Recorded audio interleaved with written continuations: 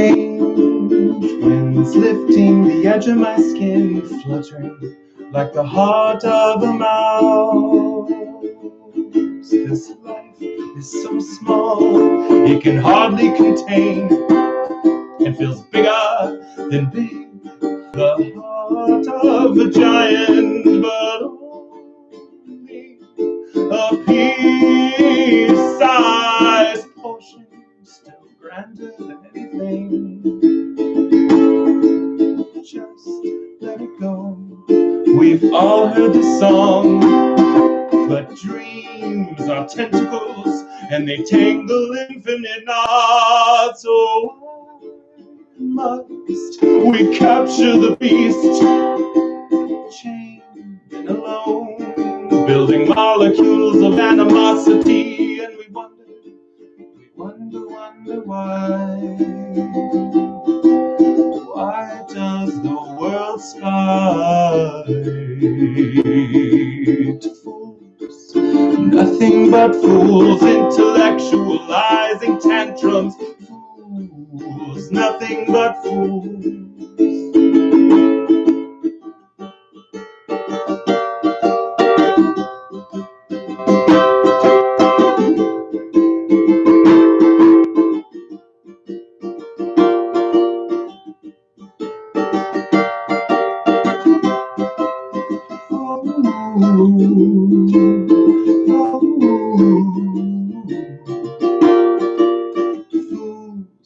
Nothing but fools, intellectualizing tantrums. Fools, nothing but fools. Feel free to sing this at home, y'all. Fools, nothing but fools, intellectualizing tantrums. Fools, nothing but fools. There we go, you got it. Fools, nothing but fools, intellectualizing tantrums. Fools, nothing but fools. Fools,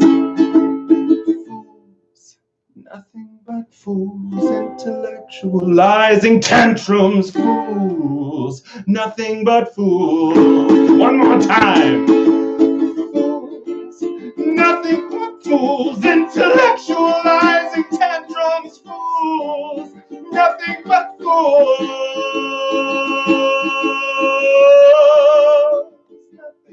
Fools, intellectualizing tantrums. Fools, nothing but fools. I wonder why. I'm so emotional now.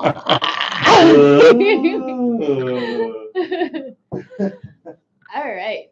Live on this Tangled Artist. This is Stanley Roy, formerly known as Fantasy, or sometimes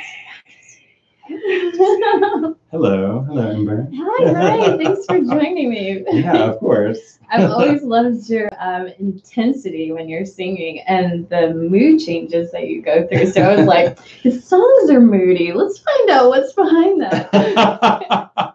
Well, people say I'm very even-tempered on the regular, like when they meet me on the day-to-day basis, very calm sounding, and so I think I'm just the type of person that keeps it all in like a safe little, little lockbox. And then when I get to a show, I'm like, turn the key, chick. Here we go, everyone. Oh, yeah. Pandora's box. Unless you're dating me, then that's different. Oh. Then I might get all Tay-Tay Swift on you. I don't know anything about that. Like, I don't have those issues. I don't know. I think I have semi-typical issues, jealousy, and that sort of thing. But nothing. I can become too much of a caretaker in relationships. This can often be my role that I feel like I've shooken a bit, shooken it off. Like a cat. That's a different shake it off. That's Mariah Carey. Yeah. Well, cool. Yeah, a lot of people tell me similar things like, oh, you seem like real easygoing and like hippie. I wish I was as calm as you. I'm like, baby, it's a squirrel cage up in here. Like, there are like 5 weasels fighting each other. I don't know who's gonna win today. When I get home, whoever's living with me is gonna have it all. You had to fight them 5 weasels. Oh my God. Dirty. Weasels. Yeah, fighting the weasels is definitely a euphemism that is yet to be written. Wait a minute. Box weasel, isn't that a thing? I need euphemism dictionary for that one. Let's look up urbandictionary.com. So the song that you sing, what is that called and what is it inspired by? It's called High Unchanged, and I wrote it. Part of it, like the first lyrical part and that little chorus thing at the end, I wrote a couple of years. Actually, when I was on tour, I danced for this crazy fool, Christine, and we were on tour, and that's a very like, speaking of getting stuff out. I can cuss, right? Yeah. Getting shit out. Yeah, getting shit out. That's not a curse word anymore, is it? Christine's known as a drag terrorist, and I like a back. It's very different from what you see when you see Stanley Roy. It's like basically dancing in a thong, like fist pumping, like anger, sexual. Wow. Like getting that kind of stuff out. So I have different outlets, which I brought props. If we need them at some point. Well, Therapy. I don't want to get anyone too excited, but I brought anyway.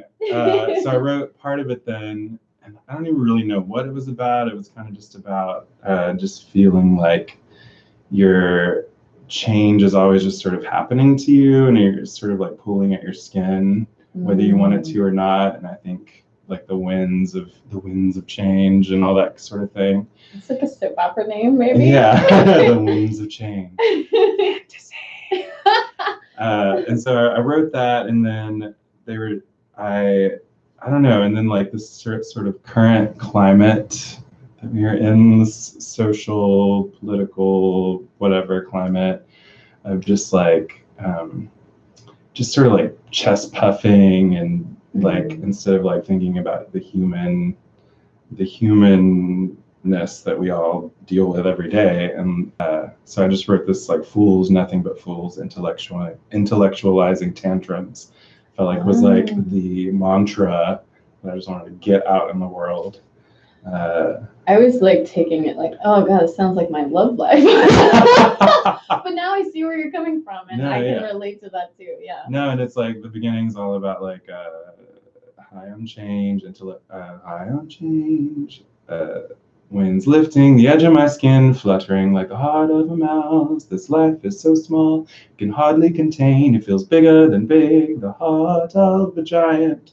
Just like everything's like about size and scale, and just how things seem so big and dramatic. Heart of a mouse, and just like tiny little thing. And then like when you open it up, it's like this vast world, and then I don't know. Just great visuals. Makes me want to draw something weird now. Yeah. Oh, I would love drawings based on that song. Yeah. I did do it for the Tiny Desk competition. So there's a video on the YouTube, which you're on right now. YouTube. Oh, nice. Speaking of which, is there anything you want to pimp out for yourself? You have an upcoming show next Tuesday, right? Yeah. Woohoo! I do a monthly at Sydney Saloon. It's like a kind of consider my therapy. So like once a month, it's the last like church pews there. I don't know. You know. This is actually one of my special guests. But I always have a special guest, and there's church pews set up, and it's just very like usually the audience ends up like singing along to songs. And there's a piano, so I do like more like cabaret style stuff too, and covers and originals, and it's just very like one-man show, Muppet show, like intimate church revival kind of vibe. And so like that's kind of what I want, and when I perform is like I much prefer intimate spaces where I'm like connected to the audience, and there's like I don't want to keep saying the word connected, but yeah, I don't know, just like a line to the audience. So that's what's happening. It's Tinium on Tuesday, June 26th. June 26th. Yeah. And, 2018. I don't actually have a special guest yet. I've been waiting to hear back from this girl, but I'll figure something out. There'll be a special guest, even if it's just Surprise! like Lampshade. My friend Lampshade. That would be amazing. I want to know all about Lampshade. I'm going to interview Lampshade next. I mean, I'm down. So tell me how you got started in music, and in the beginning, it's therapeutic for you now, but was it in the beginning? Definitely. It's funny because my dad was like in country bands, and that's how my dad and my mom met, who were divorced. It's not that dramatic, but it's like when I was 4. But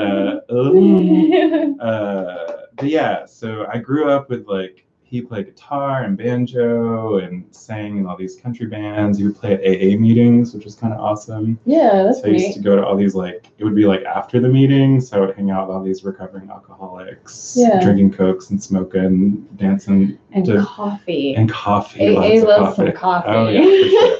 It was awesome. It was cool. We would do like 3-hour sets. So it'd be like 3 hours of my dad playing music. It's really cool. But I was just in choir and all that kind of stuff. Went to college for voice and all that. Wow. Dropped out. But yeah, you saw my what? Me too. I was gonna say that's how you got all that range, is the voice lessons, right? Yeah, lots of voice lessons, and but yeah, I dropped out and just had some party moments. Found the drugs, and I did some self-exploring and that sort of thing. And I met my first boyfriend, my first real boyfriend, not until I was like 19, living in the small town Huntsville, Texas. It's like a prison and a college, basically. Like most small towns. Transition town. Yeah. The in-between place. Definitely.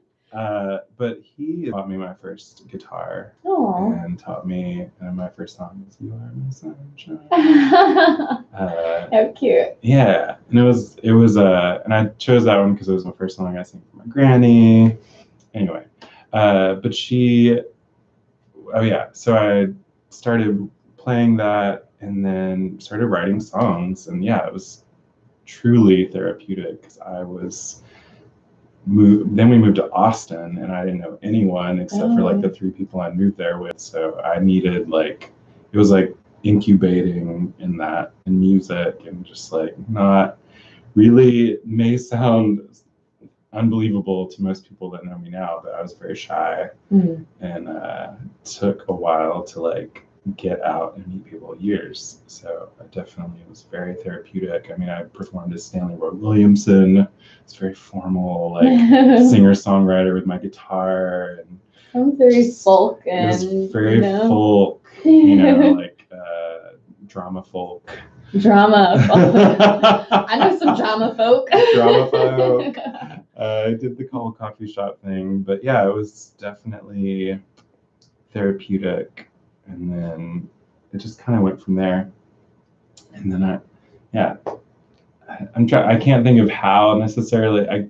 For me, like, I finally realized, like, first the writing the songs was really the therapeutic part, and that still is. But now I've found, now that I have more confidence as a performer, the huge part of my personal therapy is like connecting with people, and also like feeling. And I've since then have created lots of shows that are much more like interactive, or like I did like a sign-up show in Austen for years called Fantasy Show and Tell, and that was very like it was like a sign-up open mic where you could do whatever the fuck you wanted to do. Nice. Like people do like a spell, or like do an interpretive dance, or sing a song, or tell a story, or write a poem or tell a poem. But that sort of thing, like really like making people feel just as powerful as I feel on the stage at the same time that I'm feeling it, instead of like sort of like idolization of performing that Yeah. I think can happen. I don't know. I just want to bring joy to people. That's all. Awesome. that was like a long drawn out. No, I just like to bring joy to people. You do it. You do it. Your makeup is very joyful. I love all the colors. Fantasy. Little fluff my dickie here. Flower dickie. Yeah, I like your dickies. Sometimes you have like big fluffy lion looking. Lion ones. Yeah. So fantasy, which you're familiar with, I would also say it was something I created to do that. It was like my vehicle to put myself more out there with my audience and become more vulnerable. And I think a lot of people do this. I think it's something that a lot of people end up doing, whether they realize it or not.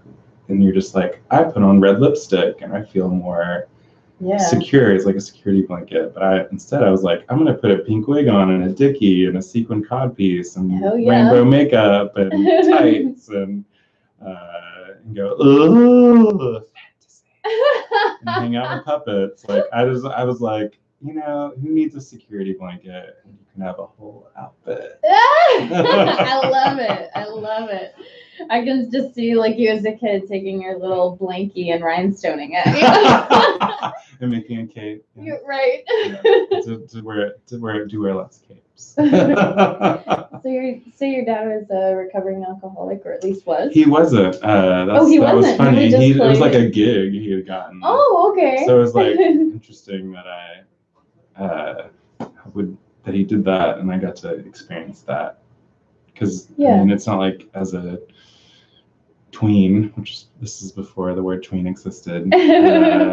As a tween, you'd ever go to an AA meeting. So it was like really, it's cool. It was a cool experience, and you talk to like lots of different people that you might not normally talk to. Yeah. As a kid, so that was kind of cool. That is cool. Like I've been to some AA meetings, like when I was a kid and my mom got sober, and go hang out with her. And of course, there are tons of people there that mix that don't normally mix, but they are all bonded for the like common goals. So like it's cool to be exposed to that when you're a kid. You're like, oh, here's everybody. Like I wouldn't normally hang out with you, but you're a cool person. Yeah, totally. Because we judge each other on how another person looks, you know, without even thinking about it. Yeah. Like, is this person safe? They don't feel safe. Do I feel comfortable around them? And then, you know, a lot of times you're drawn to people that you know, whether it's dressing or the way you act or the way you talk, like you're drawn to that, or it can be.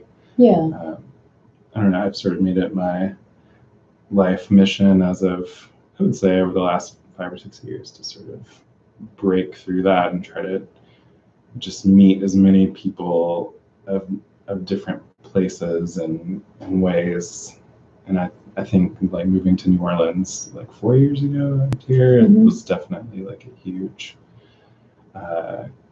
final catalyst of that, because it's like it's so open here and everyone's so like it starts with like you're like on baby status, like you're automatically like, hey baby, like you're already like, from the moment you talk to them. So like that so puts you more at ease to like be yourself, which I like.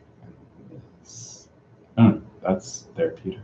Ones can be therapeutic. It definitely is. I know when I was touring through here in fall of 2015, I think that's when I met you. That is when I met you. Yeah, and it was random because my partner and I at the time, we had this hour-and-a-half show we were touring with, and we went to this art market and we met, well, not Frances Delano. I saw her stuff, but then her partner or partners at the time were there helping sell her stuff while she was vending somewhere else. And they invited me to that weird backyard sideshow thing. And I was like, oh yeah. And so it was kind of like a free-for-all like talent show just for birthday fun purposes. Yeah. And so like I had set up my little amp with like 5 different cord adapters, and then like just basically had set up a little stage. And he's cute. Yeah. And actually someone that I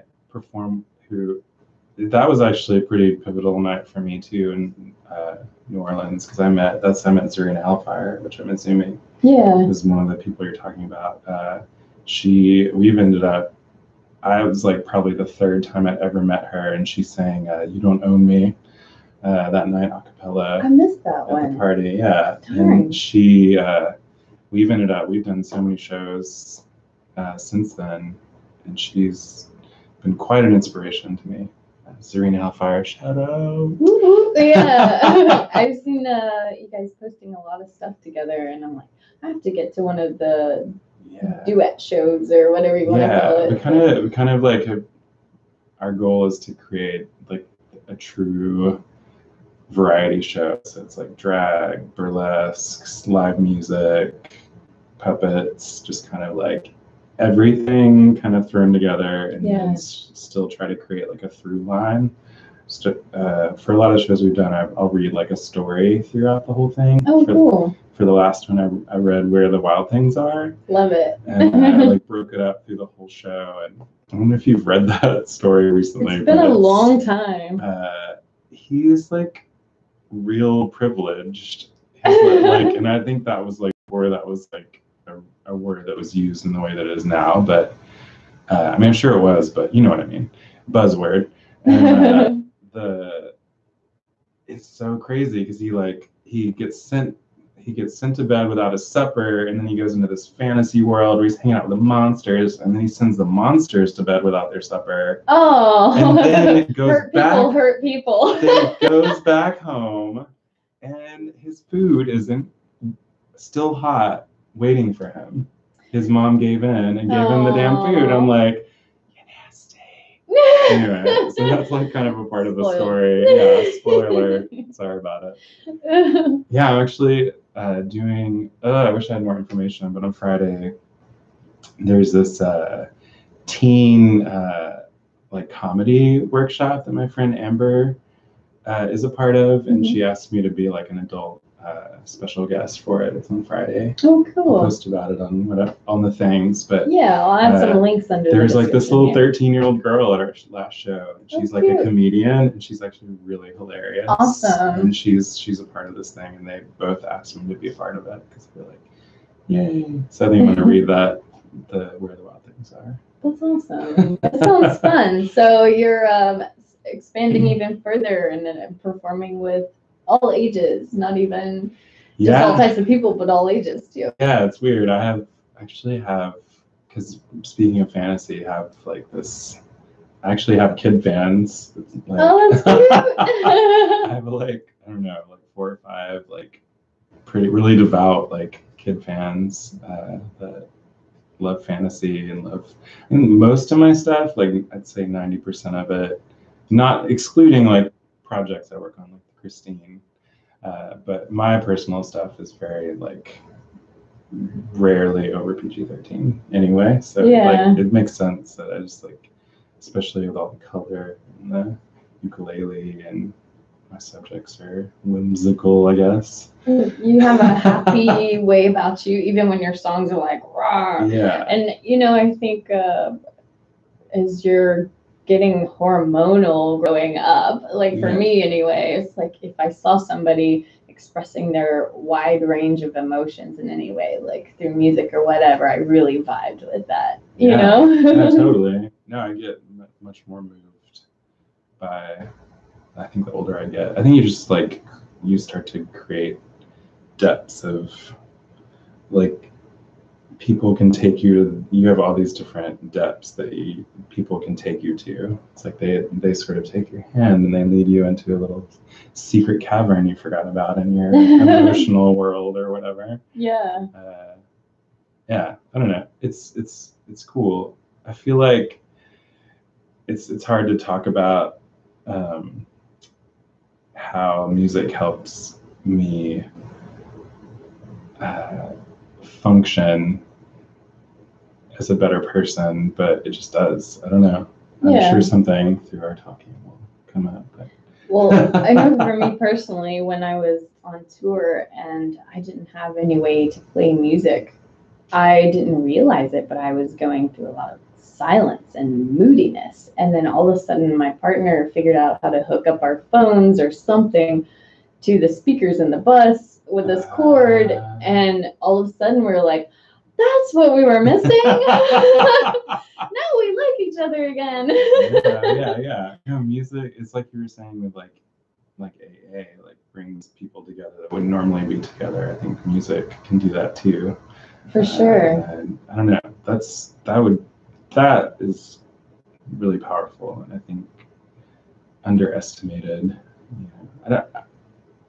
Just like with how the arts aren't considered like real, right? Like a real class or in schools and that sort of thing. It's just idiocy to me. Or the same people who make the policies or whatever happens to like take away some of the funding for arts, then they're gonna go to their honky tonk square dance or whatever, or their metal thing and be like, oh yeah, I got to this concert, it was great. And it's like, well, maybe that person would have never. It's like, you created the hypocrisy. That's the right word. It's just endless when it comes to that sort of thing, because music is everywhere. Like commercials, even things like commercials, TV, movies, just on the streets, like hearing people singing to themselves, like humming, like just like music is like, I think, is used therapeutically for everyone, anyone that can hear, I think, or even can't hear, because then you just like vibrations. It's just really powerful. I live pretty close to Lafitte Greenway, and people that walk or bike or skate or whatever down that, I hear people singing, yelling, all kinds of stuff, practicing their drum rolls for school, everything. And it's wonderful. I'm like, this is, they should call it like therapeutic highway, or because people go out there and just yell about like their life and what's going on. And even though it's outdoors, it's the one place that I think people feel comfortable to like even not just scream, but sing talk terribly or beautifully, either way. Or practice their rap or whatever's going on. I love it. It's awesome. So you mentioned your first boyfriend at 19. Did you date anyone before that, or were you just like, oh, now I'm cool, I can date people, I'm awesome now? Not really. Sort of. I didn't really date much at all in high school. Like I was barely out, even though I think most people knew. I mean, this is like 1990, 93. It's like 90, 93, 94, 95.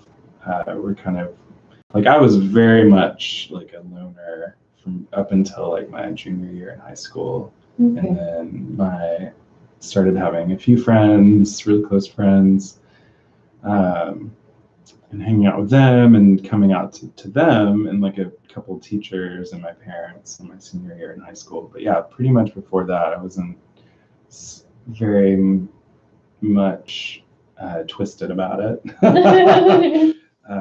And just also didn't know how to, if you're not confident, and it was like pre-Instagram, Facebook, Grindr, pre-cell phones, like all that. So it's like there wasn't, I didn't know, like I had my first kiss at this party, and then I'm sure he was like, close to a little younger than me, but I was like 19 and I had a kiss from him, and I was like stubble, and I was just like, it was the most magical thing I ever felt, and I was just like, I felt so alive, That's awesome. That's really but he was probably like such a creep, but I was like so like, just the glaze of like, I went to my first gay club. My friend Lisa Chu, shout out, took me to my first gay club, and where was it? Bryan College Station.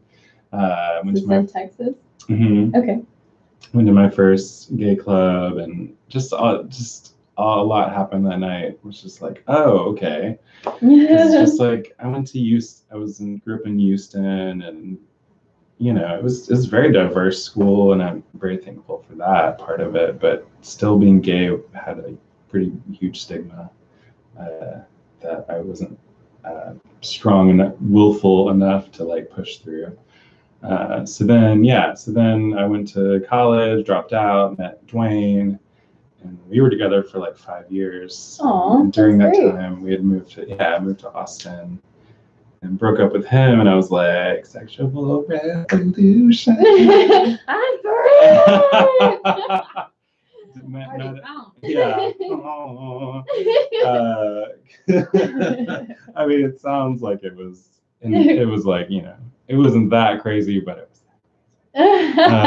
But I had some just like flings and boyfriends and a couple here and there, and then met one of my best friends, Bradford Brown, shout out, that I lived with for almost 10 years after that. But yeah, I've had some boyfriends. A lot of my relationships have been at least 3 years, 4 years, 5 years. Person I'm with now has been like 4 years.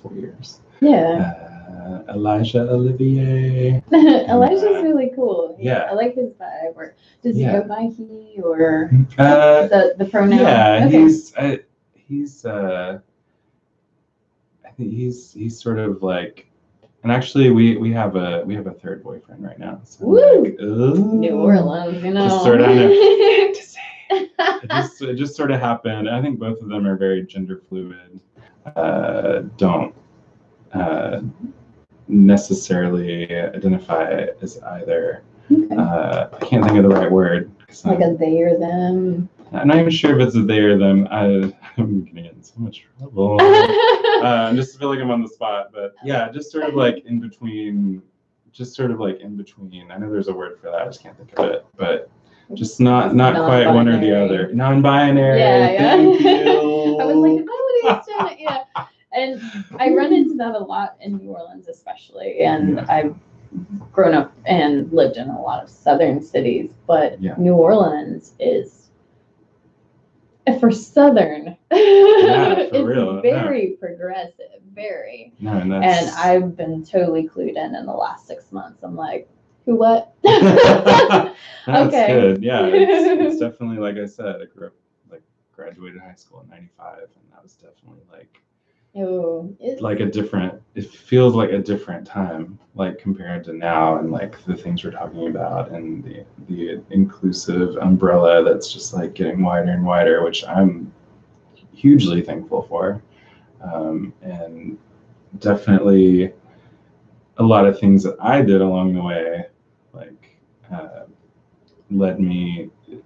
helped me claw my way out of that. Like, kind of after I was doing solo stuff, I created more of a rock and roll band called Stanley Roy and the Pigfuckers. Oh, wow. And, that's hardcore. Yeah, and we were, it was kind of like, it was still kind of like, it was like folk punk,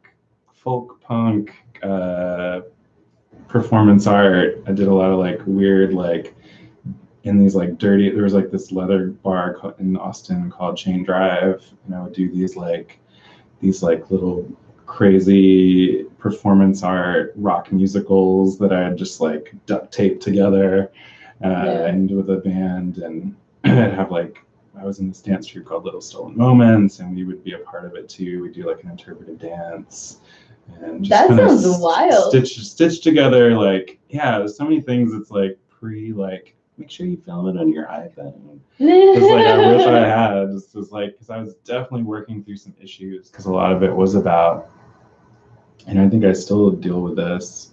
It's like the guilt of that.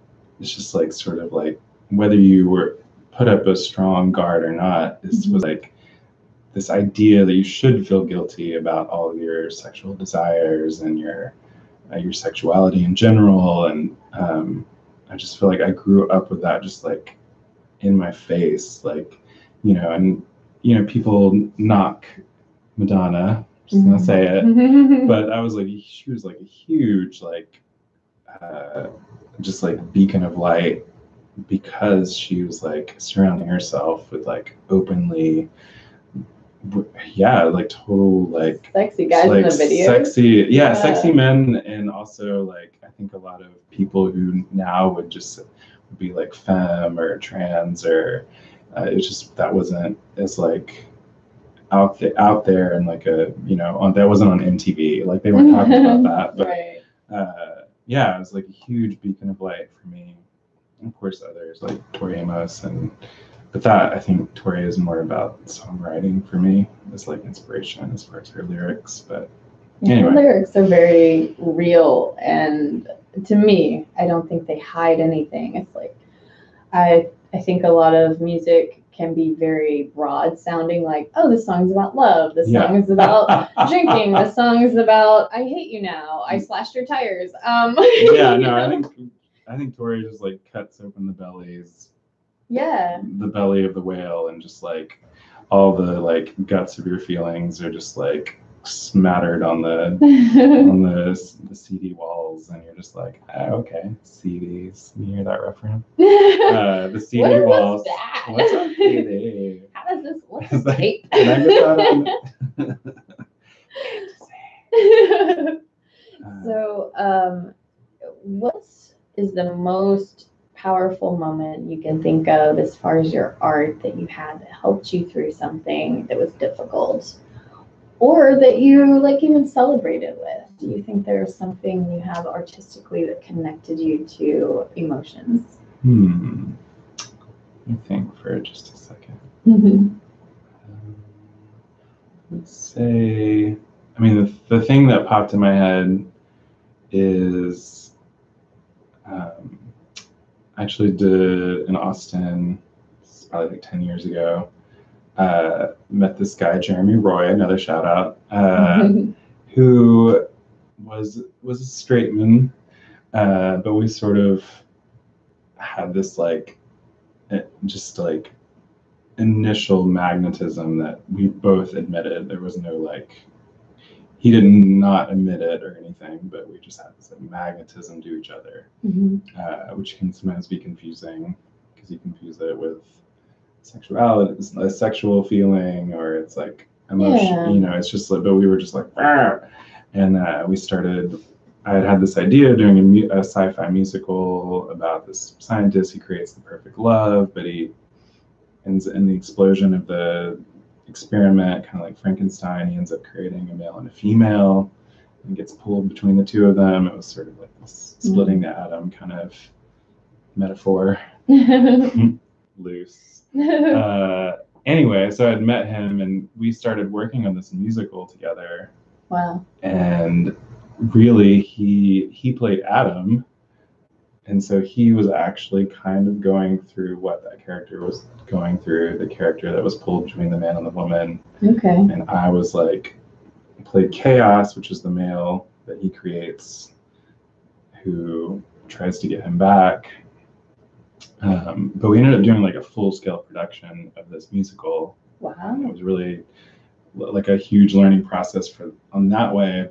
But also, I think in the beginning, it just started as like I wrote 3 or 4 songs almost immediately about it, because it was just like I was so like enamored and had so many feelings about this person, and I knew that he felt the same way. We can never get past a certain place. There was always like a wall, and I think it's a penis. It's the penis. That's the wall. It's a penis. I think it might have been the hair, but anyway, very hairy. No, I think it was the penis. The penis wall. Yeah, I think that's what. That a weird visual? I think that's what who he who shall not be named wants to build is a big old penis wall. Like fucking turning some Voldemort shit up in here. Right. Yeah. What? Yeah, what was I gonna say? I'm distracted. No, it's fine. No, penis. I just can't get out of my brain. We worked through it and together, and it was like this very and I think a lot of artists do this where they like their art ends up sort of like being their life. Or vice versa. It's hard to know which came first, Exactly. It's like the art or the life, or the life or the art. and we were definitely just like splashing all up in that water at that time, and I don't know, it was nice. It was a nice experience, and yeah, I'll just shout out. It reminds me of some feelings I've had before with people. You're just like, you feel it all the time in your chest. Like when you see this person, when you think about them, and it's very motivating to do things. Yeah. Like, I need to get a haircut now. Yeah, it was the hugest motivation to like make great things. And also because I think, and I'm sure you would feel the same way. We inspired each other, but definitely in the beginning, it was driven by the inability to acquire, the end goal, I guess, or what you think is always the end goal of falling in love. And falling in love isn't the end goal. Oh yeah, that's what I was gonna say. I think it's like someone who grew up, because I just consider myself a gay man. That's just how I grew up until now, and like growing up as that, I think that especially gay masculine male culture, like we're upset.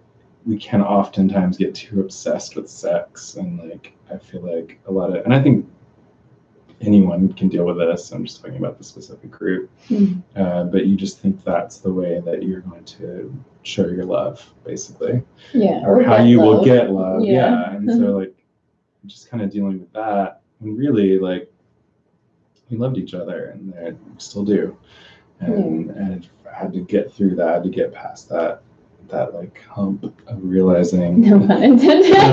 Intended. Wow. I mean, a few humps got humped. I mean, it's not like we weren't living like nuns or anything. I'm not trying to say like we withheld, but there was always like you'd get almost there and like, oh, there's the wall, the dick wall, the penis wall. God damn it. Nuts. Oh, zing. Boom. I love that we go straight. We're like, just go there. To like middle school humor. Let's do it. Right. It's always in my head. I've never gotten past the like little 11-year-old me that's like, parts are funny. Yeah, always. Yeah, they are. So growing up, did you have any emotional stuff that you were going through that you feel like you bring out now in your music? Yeah, I think I'm trying to think now. Now is like, it's interesting because I'm just turned 41. Woo-hoo! So happy birthday. And 40 was like, I had such a great birthday. That's actually about when the whole like reading children's books performatively kind of like became a thing, because on my 40th birthday party, this guy was playing improv piano and Monster at the end of the book. That Sesame Street book with Grover? No. I happen to have it in my bag right here. Reading time. So I'm not going to read it, but okay. This old book. Oh. Was just lying around. And that's like from the 80s, right? Yeah, spoiler alert. Cute. He is the monster at the end of the book. Spoiler alert. But he started playing like improv jazz piano, and I like did like this Vincent Price style dramatic reading of it for everyone, and everyone was like, ah! Like made everyone come in the room, of course, because it's my birthday. That's cute. I don't know. So to answer your question, I think I'm sure that a lot of things I'm dealing with are based on stuff as a child, but I feel like right now, as a songwriter, a lot of things that I just seem to come out of me are things like that new song, Fools, Nothing But Fools, much more like and sort of bigger scale, like the world, and trying to comprehend everything that's going on in the world, because I'm seeing much more of it now than when I was like more of a self-involved artist. when I was younger, because a lot of what I was dealing with before is, like I said, like dealing with like sexuality and guilt and, you know, anger, anger at myself for not living enough or feeling like I didn't live enough, because I was withholding myself because I felt like I didn't deserve love or sex or anything, connection, basically. A lot of withholding. I feel like that's kind of one of my main issues, is just like feeling like I don't deserve fame or deserve recognition. I don't know where it comes from, and I'm sure it does come from somewhere along the way of growing up, but just this like feeling of like I don't deserve things that are good, and like feeling like someone else is more worthy or deserves that more because they had a harder life, and you know, I think sometimes that can be true, but I think at the end of the day we all deserve to feel happy. Yeah. And if you're making good music, which I'm old enough to realize I am, at least I have, you know, built enough confidence to say like I make good music and it's interesting and it's, so I know that I'm worthy of attention. It's just like sort of like I feel like I always stop myself, even if it's like in these like little ways that I don't even realize. Yeah. I think you know, you're not the only person out there. Like I definitely can relate to it, and I'm sure a lot of other people can. And I think that is why so many people are getting rich off of positive affirmation videos. And, you know, that's true. That's so true. And I do listen to some on YouTube that are free, but are pretty awesome. If I'm going through stuff, there will be like every morning I'll start it, or like if I'm anxious about something, like, all right, it's positive affirmation time. Just like I need to hear that I deserve things. That, you know, it's okay. Whatever that is, it might be the human condition to just be like, nah, you go ahead. Actually, I know people who are like, no, me first. So I don't know what it is, really. I've noticed over time that I surround myself by people that are much more outspoken and aren't afraid to jump in front and be like, me, I'll do it. You know, so I've found I surround myself by people like that so that it'll force me to be like, no, me, like to get like frustrated, like, no, me. You know, so it's like I found ways to sort of like beat the system, because the system is so ingrained, I think, or it feels that way sometimes. To just be like, no, it's cool, I'll be fine, like I don't need that. You know, it's like, no, you need that. You need to be on Star Search and get 4 stars or whatever. Star Search, that's a throwback. Yeah, I know. Throwback. So speaking of feeling good, I feel like we should give a shout out to the glitter. Special thanks to Electra Cosmetics for letting us use their studio. And I want to show you this awesome called Voodoo Violet, which is appropriately named for New Orleans because we have a lot of voodoo culture here. And I'm going to show you how awesome this is. It has aloe vera in it, jojoba oil, and vitamin E. And this is called their Bolt Balm. So I'm going to dress up Mr. Stanley right here. I think just making yourself shiny and pretty can be very therapeutic and help you. My friend Beatrice, shout out to Beatrice. Beatrice Thomas, who's like one of my hugest, like in the beginning of my songwriting, helped me find my voice. She used to always tell me, dress up to feel up. It's such like, it seems cliche. It sounds like cliche, but it's something that I always say to myself, and it works. Sparkle up to feel up. Yeah, it's glow up. I got the opal unicorn on. Oh, I like it on the cheeks. I want to do that more. It looks like freckles. Yeah, who needs rouge? I'm just gonna like. Thank you. Yeah. Zing. And so the aloe vera dries, and it helps it go on smoothly, and then it dries and it holds it onto your skin. And nice. I like to say, even if you sweat, which is important here in New Orleans, it's not going to slide off. It might migrate. And the best way, That's the best you can ask for with all makeup in New Orleans. Yeah. You're like swimming in the air around here. Yeah, this is awesome. And if you disliked glitter or have a glitter panic attack, a sticky lint roller is your best friend. What? You mean a panic attack because you can't get it off? Yes, like some people are like, I hate glitter, just like it's herpes of the craft world. Yeah. I'm like, I know, cockroaches and glitter will be around forever. I mean, at least the apocalypse will be beautiful. It will. Cher will be all like, if you believe. And then like cockroaches will be all glitter encrusted, be all like, that would be awesome. if you believe. Can we make this like let's invent that. Like a little Cher. Well, yeah.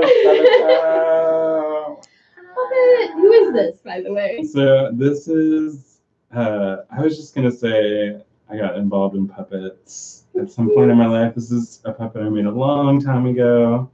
And he actually ended up, he starred in the High Unchanged video I made. It was for do you know the Tiny Desk competition, the NPR? Yeah. Yeah, so I did a video for that. Oh, and cool. At the end of the song, the puppets all come up and they're like, fools, nothing but fools. I do remember that now, yeah. Tantrums. But yeah, it's Mr. Penguin, and he's always kind of neurotic. He's always in a hurry. Oh, God, I'm in a hurry. I'm in a hurry. Oh, God. So he's like always in a hurry. But I had made him like, God, it's been like 20 years ago for this. I've got involved in puppets like early on in my theatrical career. And, it was a puppet play about the Galapagos Islands. Oh, nice. About Darwin going to the Galapagos Islands and he meets all the animals and it's cute. like a musical. But yeah, he had like a briefcase. Oh. The first one I made was like this. He was like huge. He was like this big of a puppet. It was ridiculous. This is like a scaled down version. Yeah, I love him. So he's always in a hurry. Is there part of you inside that's like neurotic and always in a hurry? Oh yeah. I'm taking time off work right now to like just write songs and just take time to create, and like I'm doing better. I've done this before in the past, or had time off and just always like feel like I'm not doing enough, or have this feeling of like, what am I doing? Yeah. Because you're your own boss. Just like sitting down and writing takes time, and it is like something where you're just noodling around a lot of times. There's no like set, like, well, now I'm going to write the chorus. Right. Now I'm going to write the bomb-ass verse. You know, it's like you gotta like take time. And I don't do it with, treble clef, bass clef on sheet music. Like for me, it's much more of like, just like pulling it out of myself. Yeah. So it's not, there's no way. But yeah, I'm like I still show up early for stuff, and like especially in New Orleans is like strange because then I'm waiting like 2 hours. But yeah, I'm like showing up early to things, and like when I'm getting ready, I just pace back and forth, like, and just like put one thing on and then pace 3 times and put another thing on, and I'm just like, I'm just very nervous. That sounds very familiar to me. People are like, it's like that thing where they're like, you're so calm. Yeah. It's like you're saying inside, I'm just like, you don't live with me. Yeah, 10 weasels, just like, sorry, I need to upgrade to 10. Yeah, that's a lot. Whatever. They're tiny weasels. Mine are big. Yeah, those are like. Mine are 5 big ones. Penis wall. This is a penis wall. Well, thank you so much for your time. Is there anything that you wanted to share that I didn't ask or prompt? No, I think, that show, the last Tuesday of every month at Sydney's, I booked another I'm starting to get more involved in music stuff because I feel like I kind of got away from that. So I booked a music night at Poor Boys. It's the day before 4th of July, so it's July 3rd. And I got MC Sweet Tea. I don't know if you've seen her, but she's like this like the powerful female rapper. And she's MC Sweet Tea, real like I think like emerging comedy and performance art and it's like music, so I'm excited about her. That's cool. And Dim Roach Boys, shout out, what's up? And me, and then I'll do my more like I guess my version of rock show. Okay. And a DJ afterwards. Hopefully, I haven't confirmed. You're busy. Yeah, I'm trying to stay busy and like, do work here. So when I first moved here, I was doing a lot of stuff in Austen. Whatever. Beside the point. New Orleans, I love you. I'm here to do shows for you. Yeah. Look out. New Orleans is awesomely supportive, and it doesn't matter what you're doing as long as you're not hurting anybody. New Orleans is like, yeah, do that. Be yourself. Be weird. Dance in the street for no fucking reason. Totally. Cool. No, nobody's calling the cops. You They're can like, wear full face of makeup, a wig, and furry pants. It's like 200 degrees, and people just be like, "You do you, boo." Yeah, it's humid, but okay. Yes, you do you, boo. No, it's good. I like it. And New Orleans needs you. You're awesome. You're like, you're one of the first people I met, and you are like continually inspiring me to follow my inner like, yeah, I'm gonna do that. That's strange, but I think it should come out of me, kind of thing. Yay. Real quick, I know we gotta go, but when Ember was my special guest for the Sydney show, the last Tuesday of the month, Sydney Saloon, she was like, yeah, I'm gonna do this bed of nails number, because I always have my special guest do 2 numbers. And I was like, yeah, we'll do that as the last number, and maybe you could stay on the bed of nails, and I could interview you. And so she totally stayed on and I loved Ember because she was just like, yeah, like didn't even like think twice about it, and just like so she was just like laying on the bed of nails. And I was like, so how you doing? Right. And you got anything coming up? You know, it's just kind of like typical interview, but it's funny. Yeah, I remember like a whole bunch of unrehearsed weird shit came out of me, and I was like, where did that come from? It was very emotional, and I was like, okay, there was that crazy, but I guess things happen when you're on a bed of nails. I'm sure. Yeah, I can't even imagine. That's definitely something I look up to. Like, body sort of stretching to the limit kind of stuff isn't really my jam, but I definitely like applaud. People think that I have a weird sex life because I play with sharp objects, and I'm like, no, it's just for the stage, because like I want to be, make people think about things and be shocking, and I'm sure you can relate. No, it shifts their perspective for a second. You hope that maybe it just doesn't go all the way back to one idea, just kind of like keep shifting, and then you look back and you're like, oh, I have so many ideas and they're all right. Everything is like could happen or might happen or should happen or maybe shouldn't, but everything's happening. Fantasy. Would you be interested in taking us out with a little song or yeah, totally. Whatever you're into. Whatever you're into. Okay, what should I sing? Should I sing a serious song or? You did a cover at the show, and I can't remember who it was of, but it was very beautiful. Yeah. Blinking. I could do a cover. Yeah. Pull this little thing out. I'm gonna give you the stage back for a minute. Look at your beautiful face. What? I don't want to do. I want to do something I always do. That's my instinct. What do I want to do? While you're thinking, I would like to introduce Electra Cosmetics' new Eco line of glitter made with corn. And because we're corny. Love it. Old school commercial time.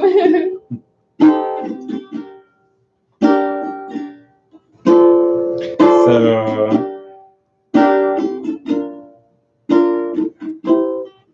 I did this cover a couple years ago for a Christmas show I do every year. Okay. And it was just around after the election. I think a lot of us were feeling some people were happy, some people were feeling very lost and like there was no hope. So there's a lot of emotions going around at the time, strong ones. And so I don't know, I chose this cover at the time. It's a little Shaka Khan cover, and all right, I'll sing it, see how it goes. I look into your eyes and I can see you love so dangerously. You're not giving your heart to anyone. You say that you're gonna play it smart. You're through before we start. But I believe that we've only just begun. When it's this good, there's no saying no. I need you now, I'm ready to go. Through the fire, to the limit, through the wall. For a chance to be with you, I'd gladly risk it all. 2, 3, through the fire, through whatever, come what may. For a chance to be with you, I'd give it all away. Right down to why, even through the fire.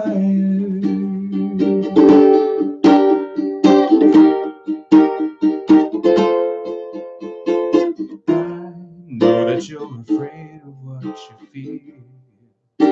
You still need time to heal. But I can help if you only let me try. Maybe. You and something in me knew that I'd be with you. And I'm not ready to kiss that dream goodbye. Fantasy. When it's this good, there's no saying no. I love you so, I'm ready to go. Through the fire, through the limit, to the wall. For a chance to be with you, I'd gladly risk it all. Through the fire, through whatever, come what may. For a chance to be with you, I'd give it all away. Right down to the wire, even through the fire.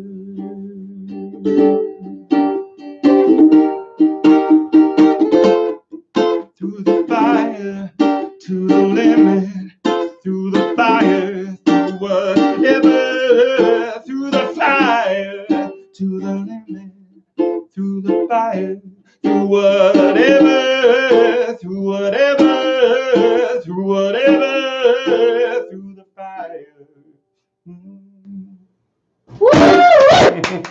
Yeah. Bye. Bye. Through the fire. Let's do it. Awesome. You